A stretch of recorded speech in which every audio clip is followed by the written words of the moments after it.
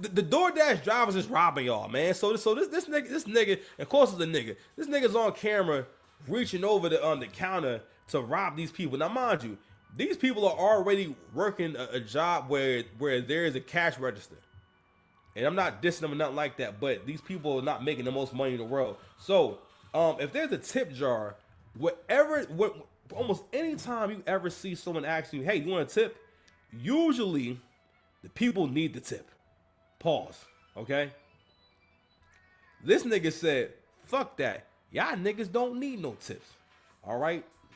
And he reaches over the joint, no remorse. I'm going to tell you something right now. A person like this is very dangerous.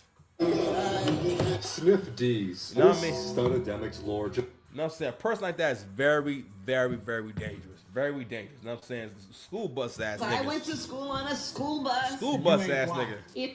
You feel me? School bus ass nigga, man. All right, let's see what's happening, man. Walking off with $250 in cash tips. Ooh, what? $250, nigga? That's like a house. Hey, my It's 30K on my mouth. Hey. You know what I'm saying? It's a house. I know. 250. You could tell. For 250, shoot, nigga, you can have her legs up with the bonnet down. You understand? Wait. Bonnet down, legs up for about an hour. I'm wondering too if this guy. The fact that white girls are even saying bonnet in any capacity lets me know that white women know what bonnets are, and they see y'all wearing them shits. I wonder, like, what's white girls' opinions about when they see a black woman out wearing a bonnet and what that looks like to them? You know what's funny is, like, white people are not necessarily a group of people as a whole. They're like the craziest and the best dressers in the world, and they wear the nicest stuff. Cause I see them every single day. Cause I'm over there in the more affluent areas. You know what I mean? People gotta speak on my behalf when they see me in the area. You know what I mean? Nobody gonna step up and speak on your behalf. So if you ain't been a solid nigga. Right. So I'm in these areas, so I see how they present. They don't have no equivalent to the bonnet. The bonnet is the most disrespectful thing for you to ever be wearing, and lets everyone know as soon as you come in the area that you probably ain't shit. And you know what's crazy is I'm like, it was funny is I feel like whenever I see someone wearing a bonnet, I feel as though they always look like they know they wrong. All right, if you wearing, especially if you a dude, you know you wrong. You know you dead wrong. All right, bigger to strong. You got it going on. What? Dead wrong. You feel me? Went all the way in. Vlad said, oh man, shit. Hey, in front of a middle school? No, sir. Why are your pants unzipped? They just why would somebody call 30K in my Server working a double shift says it was everything she made that day. It happened Memorial. So that was her bread. Oh, all right, so it's called Leo's Coney Island. God, nigga, he ain't just take a little bit. He could have just took 2 fingers and robbed him. He opened his hand up wide. Pardon me. Reached over the counter. Matter of fact, they moved it away to avoid this kind of shit. He used his long reach to rob these niggas, man. Memorial Day inside the Leo's Coney Island on Eureka Road in Taylor. Now, police are trying to track down the driver. 7 News Detroit reporter Tony Geftis spoke with the worker who hopes the video serves as a warning to other restaurants. The server who works at this Leo's says she was pulling a 14-hour shift on Memorial Day when a DoorDasher was caught on camera pulling a fast one. It was actually horrifying when I saw the empty cup. My heart sank. Video from behind the counter of a Coney Island shows an employee preparing a pickup order when a DoorDasher reaches over a barrier and swipes cash. While I'm doing that, he is reaching. Man, listen, Anton gonna make a point about nigga. It's your boyfriend. Nah, that nigga is definitely at the very top of the black male hierarchy. At the very top of the black male hierarchy when it comes to support from the community. You know, who gonna lead the people in the black community? When it comes to the black community, right? When it comes to like getting love, credibility, believability with your raps, and all that. You know what I'm saying? Lawyer money, right? overall investment, especially investment from the women. When you a dirtbag ass nigga, you get a way deeper investment from the woman financially. Like if you was able to put a dollar amount on how much money that she spends on a pookie over the course of a relationship, listen, man, it's up there. Who won't speak on your behalf, man? Ain't nobody gonna step up and speak on your behalf. It's up there. If you ain't been a solid nigga. It's up there. It's up there. You feel me? It's up there. So he's definitely he's cost the city probably millions, the property damage, whatever Keisha he got going on in his life. Man, listen, she gotta buy that nigga. She be buying that nigga Dunkin' Donuts. This is the type of nigga he be feeding Dunkin' Donuts and breakfast from, because I feel like only like people that's like mad ghetto like eat breakfast from McDonald's. Like, you know, fucking breakfast from McDonald's, bro. No, so I'm not doing that.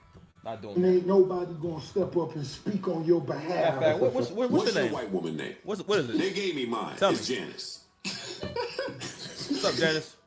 Over and stealing every bit of money that I made that night. Kelly Plose says she was working a double shift at the Leo's Coney Island on Eureka in Taylor. I was actually very proud of myself because I had a very good shift. It was one of my best shifts ever, and I was pretty pumped about it. Shortly after 5 o'clock Monday evening, Plose says she was sorting and labeling 2 orders for a DoorDash pickup. So here you are doing all these. See this nigga leaning in? This nigga leans in. Oh my God. Shortly after 5 o'clock Monday evening, Plose says she was sorting and labeling 2. This nigga's over. He's scoping the joint. Now, mind you, he is a worker who depends heavily on tips. Pause. When you doing DoorDash, anything with the gig economy, you are at the mercy of the tips from the customers. Like, you literally cannot afford to like not get anything from the customer. Like, you need this to happen, right? So like, I don't know, man. It's just a breakdown of society. I feel like every day I lose more and more hope in people. Or maybe it's that I'm too naive. I think a lot of us might be too naive to like how real the world is, right? How hungry people are. And it's like, damn, you have to leave the tip jar out so people can donate and stuff like that, right? Or but you know, give and stuff like that. But at the same time, this shit was behind the register at this point. He had to reach his arm all the way over. And not only that, the smoothness and the fact that he didn't knock anything over. Because I'm going to tell you right now, with my big ass arm, I fuck around. I'd have made some kind of sound, right? I would have breathed heavy. Like, she didn't even hear him. Because I feel like I'd be able to hear a nigga stealing. If it was me, I'd have heard that. You know what I mean? Not only that, and if that's the kind of that kind of area, that's why you gotta have niggas nearby. Because when you got niggas nearby, it's the same as like you know, if you got mice in your crib, you need to get you a cat and keeps the mice away. You know what I mean? So you need to have a nigga around, bro, in kind of areas, man. Like I can't just, you know what I mean? Because if you had nigga around, his spidey senses would have sensed, yo, this nigga down bad. He might rob the store or he gonna do some sketchy shit.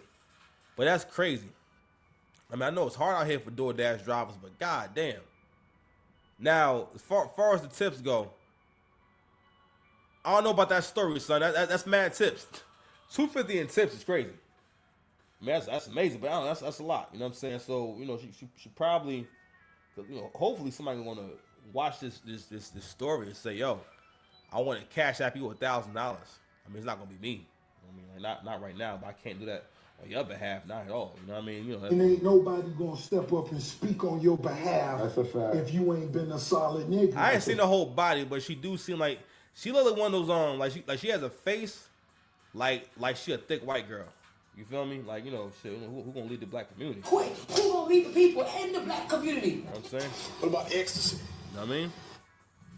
Orders for a DoorDash pickup. So here you are doing all these nice Doing extra things, being nice and going above and beyond over there while I'm packing up his order while he's actually robbing me behind my back. Other customers saw the DoorDasher grab the cash, and Plose says that customer immediately stepped up to alert her about what happened. Plose says she and other employees have taken measures to prevent this type of theft. We generally have this tip jar here, but this has also been stolen. We've had people walk right out the door with it. So generally what we'll do is we'll take our money as it goes in here and we'll take it out. You reach all the way over this like protective barrier. I actually had no idea. Oh shit, you see this shit? So one of the very slick ways that like white folks be dissing us. You know what I mean? And pointing stuff out in the smoothest way possible. He said he reached over this protective barrier. You know how high you gotta put your arm up to go over that shit? That is very high. He reached his arm over that shit, and yo, if that was me, I would have definitely pulled the whole thing down. Man, you just seen all those peppermint patties all over the floor. Then I gotta explain why everything's on the floor. I be picking stuff up, saying pardon self. Man, what's 30K in my mouth, nigga? It's 30K in my mouth. What? Hey. It's a house. You feel me? That someone's arm could be long enough to actually reach my money. Lose called Taylor police, filled out a report, and provided them with this video. Onaka says, why was she alone? I got a better question for you, Onaka. What's the question? Why was he stealing? Ooh. That's my question. Listen, this is y'all boyfriend. That's y'all boyfriend. He said, y'all boyfriend. I'm going to go out there. I'm going to hustle. I'm going to make some extra money. And now you turn on the Anton Daniels channel. You turn on the Millionaire Morning Show with Anton Daniels. The cameras is right there. It's a camera here, a camera there, a camera when you go in the door. They can't help themselves. This is why, fellas, this is why when you're winning, gentlemen, they have listen, it's slim pickings out here.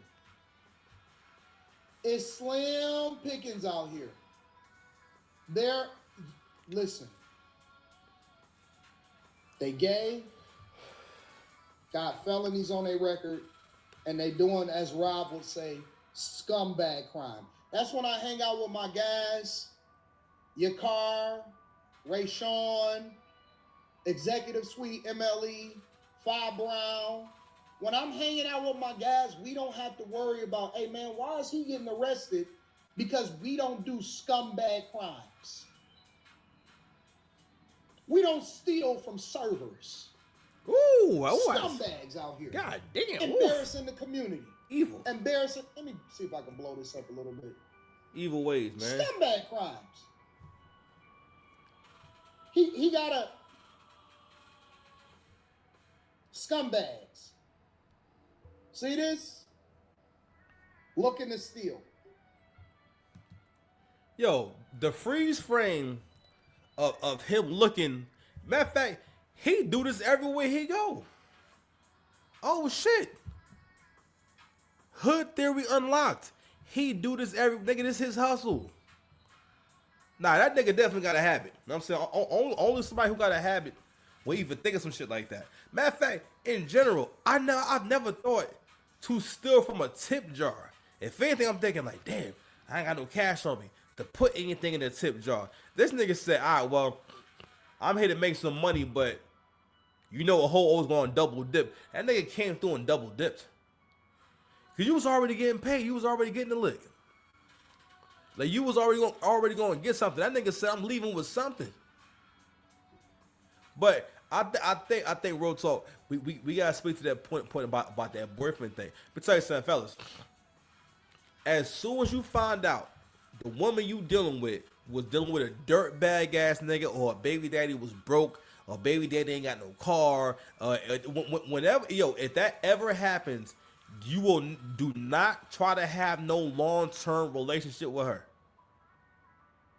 If you ever come across a woman and she's describing a nigga that's anything like this, because the thing is, if you a black dude, right, you will come across women who are attractive and stuff like that. They got a couple of kids, maybe one kid, right? And that first kid is by a nigga who ain't got no motion, a nigga that's living with his mama. All right, but you get me wrong. Everyone got different situations. I'm just saying, but he ain't got no motion, got no car. He can't keep a job.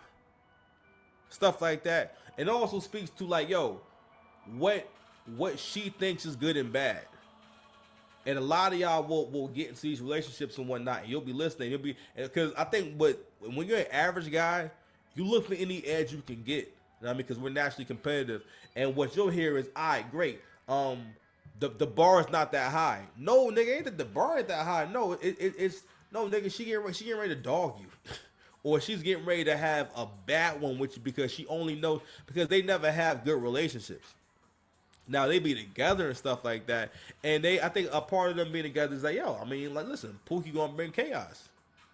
All right, he gonna bring chaos and whatnot, and they kind of like matching energies. And what happens is that how can I say, he's able to engage her in ways that if you're like a productive male, a productive man that's serious, it's just not going to really be the same. It's not as it's like with kids. Like really think about like how kids think. Kids think about being entertained and think about what's the most engaging thing. And when you go around kids, you have to do things with them that have them, moving around and playing and things that feel playful.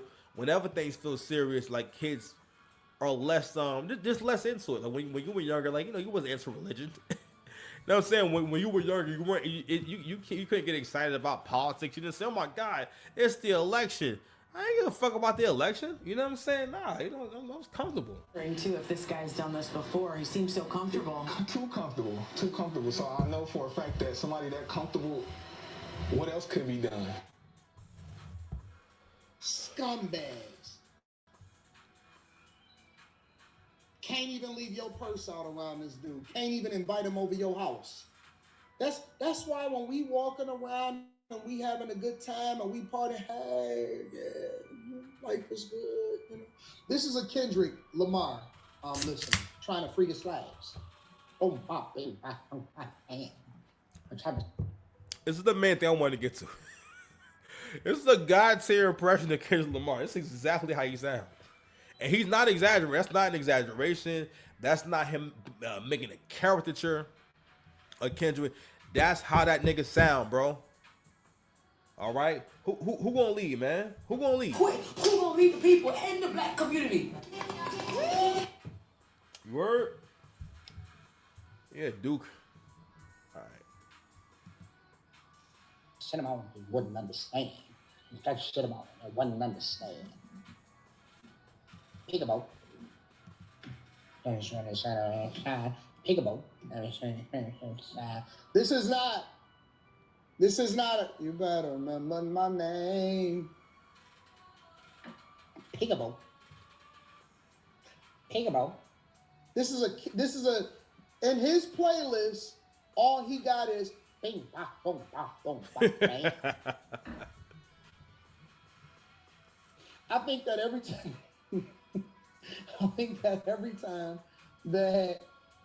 Every time that we arrest a person, I think that the first thing that because we need better profiling tools. We need better profiling tools, Tails. We need better profiling tools. Every time that somebody steals, right? We need to go and unlock their playlist to see what they're listening to. I guarantee you. Peekaboo. Peekaboo.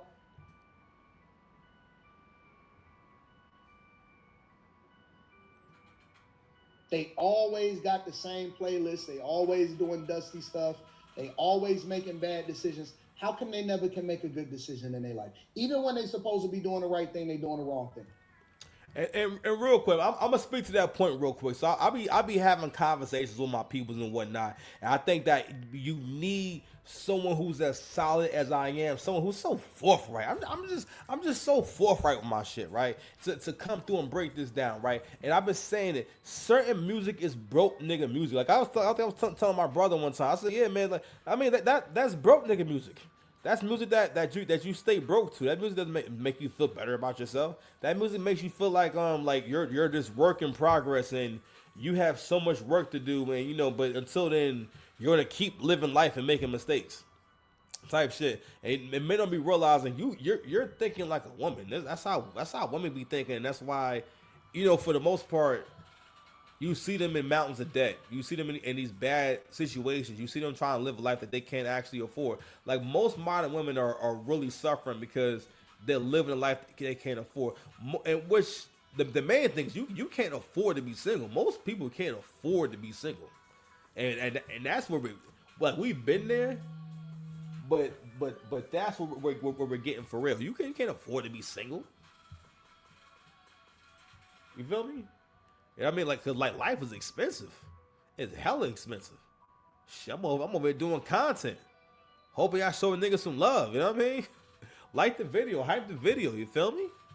Come on, beloved. But anywho, but going back to the point made about the whole playlist, which was a very good joke. I feel like I don't even need to make no more jokes. But as far as people who really enjoyed that shit and would champion the music that Kendrick was making and this whole movement of, you know, death to Drake, and you know he's the worst, and he's so, because the argument that niggas were trying to make is authenticity and how cool someone is, and the reality is this: corny is a concept, corny is a subjective thing, corny is a trap that black folks create for other people, because who am I, right, to call you corny?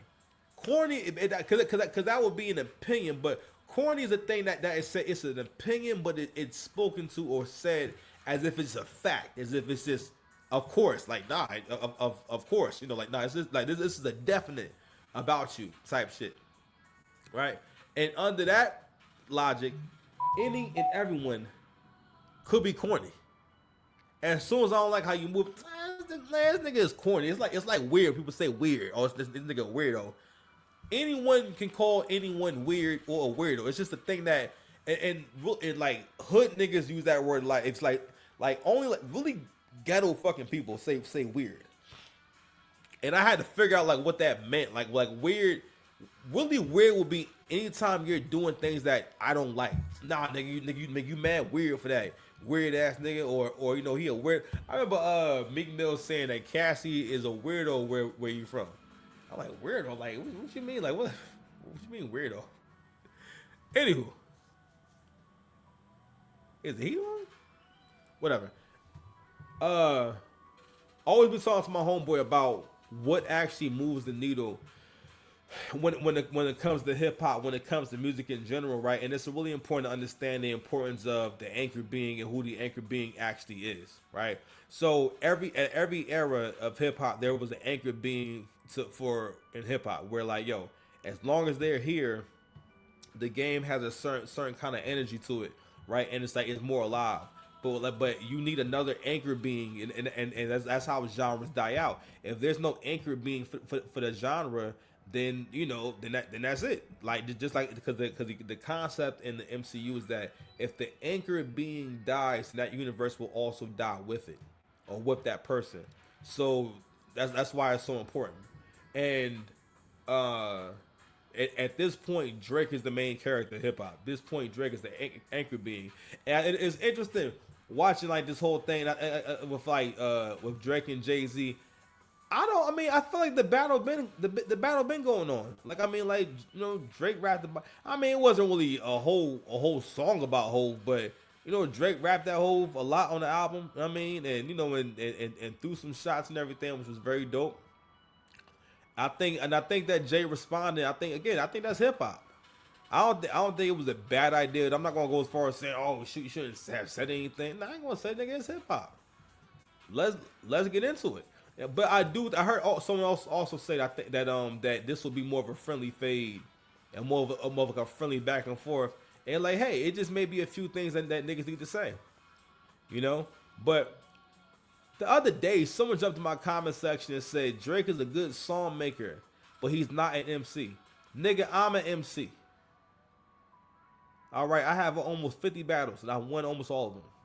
Okay, I'm someone that really understands rapping on all the ins and outs. Matter of fact, I can battle rap, and I also can make amazing songs, amazing music. All right, I know I ain't super famous, nothing like that, but I'm extremely qualified to speak on hip hop.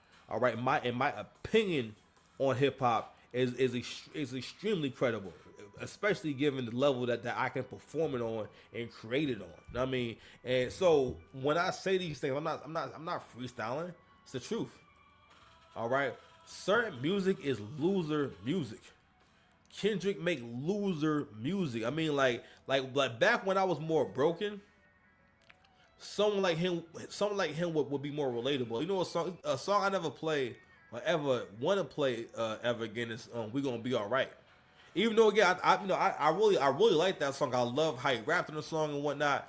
But like that era, that was like the whole fake pro black era, where everyone was like fake pro black, you know, and in terms of like not really doing things that actually make money, or not addressing the things in our community that need to be addressed. Like I think we're kind of getting to it a little bit better now, because I think we're still having the conversation about relationships now. I think a lot of the main points get lost on women and sometimes the men, in terms of like what's actually going on, or what the problem actually is.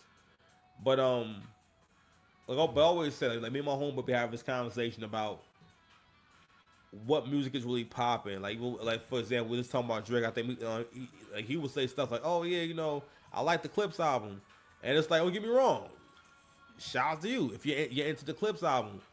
When I hear the Clips album, I don't hear an album where I can like play this and there's a setting for it. This is like, again, like this is a different era. This is kind of like throwback kind of music where like it's not really a vibe. Whereas like now, like like people flow better over the beat, and they're kind of still rapping in that stiff way. It's like you can't really vibe to this shit. You know what I'm saying? It's like you have to like listen to it and take it real serious. You know what I mean? But yeah, man, take a quick break, man.